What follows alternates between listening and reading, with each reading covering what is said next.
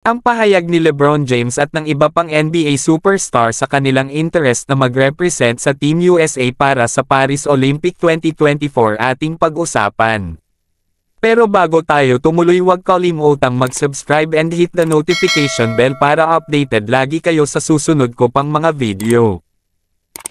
Inaasahang magdaragdag ang Team USA ng ilang NBA superstar sa kanilang 2024 Paris Olympics roster dahil iniulat na pinag-iisipan ni LeBron James at ng ilan pang NBA stars na sumali sa squad.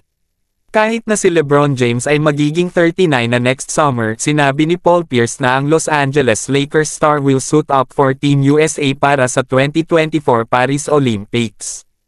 I really think LeBron is going to go, sabi ni Pierce sa Ticket at The Truth Podcast.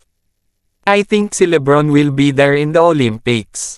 This will be his final Olympics. I think Steph Curry will be there. I think he'll go to the Olympics. I think he's got to go. Pagkatapos ng FIBA World Cup at natapos ang Team USA sa ika-4 na pwesto, mukhang handa si LeBron at determinadong sumali muli sa squad para sa nakatakdang maging kanyang last dance.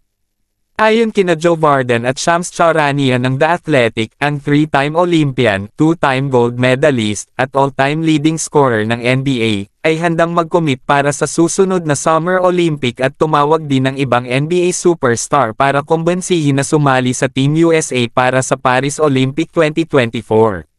Ayon sa kaparehong ulat, kinausap ni LeBron James sina Stephen Curry, Kevin Durant, Anthony Davis, Jason Tatum at Draymond Green, at lahat sila ay handa rin na mag-commit.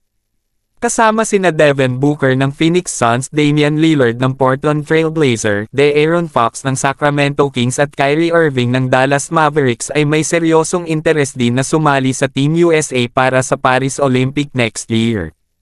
Kinatawan ni LeBron James ang Team USA ng 3 times sa Olympics 2004, 2008, at 2012, isang World Cup 2006, at isang FIBA Americas Championship 2007.